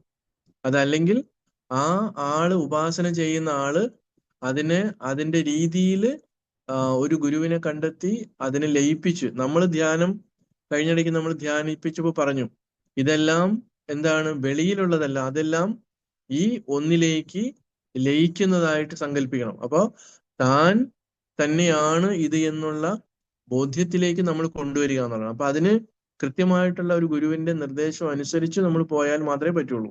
അല്ലെങ്കിൽ അയാൾക്ക് മാനസികമായിട്ടുള്ള ചില വിഭ്രാന്തികളൊക്കെ ഉണ്ടാവും. അപ്പൊ അതുകൊണ്ട് എപ്പോഴും ദേവതകൾ നമുക്ക് അനുകൂലമാണ്. പക്ഷെ ആ ദേവതകളെ നമ്മൾ ആ രീതിയിൽ അതിനെ ഉപയോഗിക്കണമെന്ന് മാത്രമേ ഉള്ളൂ. ക്ലിയർ ആയോ? ജ്യോത്സ്യന്മാരുടെ അടുത്ത് ചെല്ലുമ്പോ എല്ലാവരും പറയുന്നത് പരദേവതകളുടെ ക്ഷേത്രത്തിൽ പോകാറില്ലേ എന്നാണ് ആദ്യത്തെ ചോദ്യം. ഇന്ന് കേരളത്തിലെ മിക്ക ജ്യോത്സ്യന്മാരുടെയും. അതെന്തുകൊണ്ടെന്നറിയോ? ജ്യോത്സ്യന്മാരെ സംബന്ധിച്ചിടത്തോളം അവര് ദേവതാ ഉപാസനയും മറ്റു കാര്യങ്ങളിലും മാത്രം നിൽക്കുന്ന ആളുകളാണ്. അവർക്ക് ഈ ഭഗവത്ഗീതയോ അല്ലെങ്കിൽ ആത്മോപദേശ ശതകമോ ഉപനിഷത്തോ ഒന്നും അവർക്ക് അറിയില്ല. അപ്പൊ നമ്മുടെ വേദങ്ങളില് ഒന്ന് കർമ്മകാണ്ഡവും ഒന്ന് ജ്ഞാനകാണ്ഡവുമാണ്. അപ്പോ ഉപാസന, ഇപ്പൊ സ്വർഗകാമോ യജേത എന്ന് പറയുന്നത് സ്വർഗം ഇച്ഛിക്കുന്നവൻ യജ്ഞം ചെയ്യണം, ഉപാസന ചെയ്യണം, അങ്ങനെയുള്ള കർമ്മങ്ങൾ ചെയ്യണം എന്നാ പറയുന്നത്. അപ്പൊ അങ്ങനെയുള്ള ആളുകൾക്ക് അത് കിട്ടും, അതില്ലെന്ന് പറയുന്നില്ല. പക്ഷെ അത് ആത്യന്തികമല്ല എന്നാണ് അടുത്ത പോർഷൻ പറയുന്നത് ജ്ഞാനമാർഗത്തില്. അതുകൊണ്ട് നമ്മൾക്ക് ജ്ഞാനത്തിലേക്ക് പോകാൻ വേണ്ടി മാത്രമാണ് ഇത് ഉപയോഗിക്കേണ്ടത്. അപ്പൊ ജ്യോത്സ്യന്മാർ അതുകൊണ്ട് ഈ വരുന്ന ആളുകളെ ഭയപ്പെടുത്താനും ഒക്കെ വേണ്ടിയിട്ട് അവർ പറയും, നിങ്ങൾ ഇന്നതുപോലെ പരദേവതയെ അവിടെ പോയോ. അപ്പോൾ സ്വാഭാവികമായിട്ട് എല്ലാ ആളുകൾക്കും എല്ലാ കുടുംബക്കാർക്കും അവരുടെ അച്ഛനോ അപ്പൂപ്പനോ അല്ലെങ്കിൽ അതുപോലുള്ള ആളുകള് ഏതെങ്കിലും ഒരു ഉപാസന നടത്തിയിരിക്കും. അവരുടെ വീട്ടിലൊരു ദേവത അങ്ങനെ ഉണ്ടായിരുന്നിരിക്കാം. അത് പിന്നീട് വന്ന മക്കള് അല്ലെങ്കിൽ മക്കളുടെ മക്കള് അതിന് താല്പര്യമില്ലാതെ പോയിട്ടുണ്ടാവാം. പക്ഷെ ഒരു സാത്വികമായിട്ടുള്ള ദേവതയാണ് എങ്കിൽ അതിന്റെ ഒരു ചെറിയൊരു കണക്ഷൻ കിടപ്പുണ്ടാവും. അതിനെ നേരത്തെ ഞാൻ സൂചിപ്പിച്ച പോലെ എങ്ങും ആ രീതിയിൽ ലയിപ്പിച്ചിട്ടില്ല എങ്കിൽ അങ്ങനെ ഒരു സംഭവം ഉണ്ടാവും. അപ്പൊ അതുകൊണ്ട് നമുക്ക് ദോഷമില്ല. നമ്മള് അങ്ങനെ ആരെങ്കിലും പറഞ്ഞാലും നമ്മൾ ധ്യാനിക്കുമ്പോൾ അങ്ങനെ എന്തെങ്കിലും ദേവതയെ ആരെങ്കിലും മുൻകാലങ്ങളിൽ ഉപാസിച്ചിട്ടുണ്ടെങ്കിൽ അതിനെയും കൂടി നമുക്ക് എന്ത് ചെയ്യാം, നമ്മൾ ഈ പരമ്പൊരുളിലേക്ക് ലയിപ്പിച്ചാൽ മതി. അപ്പോൾ പ്രശ്നം തീരും. അല്ലാതെ നമ്മൾക്ക് ഭയപ്പെടേണ്ട യാതൊരു കാര്യമില്ല. ഒരു ദേവതയും നമ്മളെ ഉപദ്രവിക്കില്ല. പക്ഷേ ചാത്തനെ പോലെയോ അല്ലെങ്കിൽ ഈ താമസികമായിട്ടുള്ള ദേവതകളൊക്കെ നമ്മൾ ചിലപ്പോൾ ഉപദ്രവിക്കാം. സാത്വികമായിട്ടുള്ള ദേവതകളൊന്നും അങ്ങനെ ചെയ്യില്ല. അങ്ങനെയാണ് ഗുരുവിന്റെ ദൈവചിന്തനം പോലുള്ള കൃതികൾ ഒന്ന് വായിച്ചു നോക്കി കഴിഞ്ഞാൽ കൃത്യമായിട്ടുള്ള ഉത്തരങ്ങൾ കുറേയും കൂടിയും സ്പഷ്ടമായിട്ട് ഗുരു അതിനകത്ത് പറയുന്നുണ്ട്. അപ്പോ സാത്വികമായിട്ടുള്ള ദേവതകളെ ഉപാസിക്കുമ്പോൾ ഉണ്ടാകുന്ന ഗുണങ്ങള്, താമസികവും രാജസികവുമായിട്ടുള്ള ദേവതകളെ ഉപാസിക്കുമ്പോൾ ഉണ്ടാകുന്ന ഇത്, അങ്ങനെയെല്ലാം വളരെ വ്യക്തമായിട്ട് പറയുന്നുണ്ട്. അപ്പൊ ജ്യോത്സ്യന്മാരെ നമ്മൾ ഒരു പരിധി വിട്ട് വിശ്വസിക്കാൻ പോയാൽ അവർക്ക് ഇതിനെക്കുറിച്ച് അറിഞ്ഞുകൂടാത്തതുകൊണ്ട് അവർ നമ്മളെ വീണ്ടും വീണ്ടും കുഴപ്പിക്കും. അങ്ങനെ പ്രശ്നമുണ്ട്. അപ്പൊ നമ്മുടെ ഒരു സ്റ്റുഡന്റ് ആലുവയിലുള്ള ഒരാളാണ്. ആ പയ്യൻ നന്നായിട്ട് പഠിച്ചുകൊണ്ടിരിക്കുന്ന ഒരാളായിരുന്നു. അപ്പൊ ഞാൻ അവനോട് പറഞ്ഞു, അപ്പൊ അവന് കുറച്ച് വിഷമങ്ങളും കാര്യങ്ങളും ഒക്കെ ഉണ്ട്. അപ്പൊ ഞാൻ പറഞ്ഞു, നീ ഒരു ലളിതാ സഹസ്രനാമം കൃത്യമായിട്ട് ജപിക്കാൻ പറഞ്ഞു, ചൊല്ലാൻ പറഞ്ഞു. അവനത് കൃത്യമായി ചൊല്ലിക്കൊണ്ടിരുന്നു. പക്ഷെ ഇതിന്റെ ഇടയ്ക്ക് ദിവസം പോണ അമ്പലത്തില് ഒരു ദിവസം നേരം വൈകിയപ്പോ ആ പോറ്റി ചോദിച്ചു, ഇന്നെന്താ നീ നേരം വൈകിയത്? അപ്പൊ അവൻ സത്യസന്ധമായിട്ട് പറഞ്ഞു, ഞാൻ ഇങ്ങനെ ഒരു ലളിതാ സഹസ്രനാമം ജപിക്കുന്നുണ്ട്, അതുകൊണ്ട് താമസിച്ചു പോയി. ആര് പറഞ്ഞു നിന്നോട് ജപിക്കാൻ? അത് ജപിക്കാൻ പാടില്ല. ഈ പാവം പയ്യൻ എന്ത് ചെയ്തു? അയാള് പറയുന്നത് കേട്ടുകൊണ്ട് പിന്നെ ജപം നിർത്തി. പിന്നീട് എന്നെ കാണുമ്പോൾ കുറെ നാളുകൾക്ക് ശേഷം എന്നെ കാണുന്നത്. അപ്പൊ ചോദിച്ചപ്പോൾ പറയണം, ഇങ്ങനെ പൂജാരി ഇങ്ങനെ എന്നെ പറഞ്ഞു പറ്റിച്ചു കളഞ്ഞു സ്വാമി. അപ്പൊ ഞാൻ നിനക്ക് എന്നോട് ചോദിച്ചുകൂടായിരുന്നു. അപ്പൊ ഇങ്ങനെ പറ്റിക്കുന്ന ആളുകളും ഉണ്ട്. അപ്പോ എന്തുകൊണ്ടാണ് പൂജാരി അങ്ങനെ പറയുന്നത്? നമ്മൾ രക്ഷപ്പെട്ടു പോണത് അവർക്ക് ഇഷ്ടമല്ല, അവരുടെ അടിമകളായിട്ട് നിൽക്കണം. അപ്പൊ അതൊരിക്കലും ശരിയായ പ്രവണതയല്ല. അപ്പൊ അറിഞ്ഞുകൂടെങ്കിൽ അറിഞ്ഞുകൂടെന്ന് പറയാ. അറിഞ്ഞുകൂടാത്ത കാര്യങ്ങളിൽ അറിയുന്നു എന്ന് പറഞ്ഞ് മറ്റുള്ളവരെയും കൂടി തെറ്റിദ്ധരിപ്പിക്കുന്ന ഒരു പ്രവണതയാണ് ഇപ്പൊ നിലനിൽക്കുന്നത്. അത് നമ്മൾ തിരിച്ചറിയുക എന്നുള്ളതാണ്. ഓക്കെ, ഹരിയോം. അപ്പൊ നമുക്ക് ഇന്നത്തെ സെഷൻ ഇവിടെ ക്ലോസ് ആക്കാം. ഹരിയോം. ഇന്ന് നമുക്ക് 35 36 ശ്ലോകമാണ് ആത്മോപദേശ ശതകത്തിൽ നിന്ന് സ്വാമിജി പറഞ്ഞു തന്നത്. ഹരിയോം. അപ്പൊ നമുക്ക് ശാന്തി മന്ത്രം ചൊല്ലി ഇന്നത്തെ അദ്വൈതാമൃതം പൂർണ്ണമാക്കാം. ഓം സർവേ ഭവന്തു സുഖിനഃ, സർവേ സന്തു നിരാമയ, സർവേ ഭദ്രാണി പശ്യന്തു, മാ കശ്ചിത് ദുഃഖഭാഗ് ഭവേത്. ഓം ശാന്തി ശാന്തി ശാന്തി. ഹരി ഓം.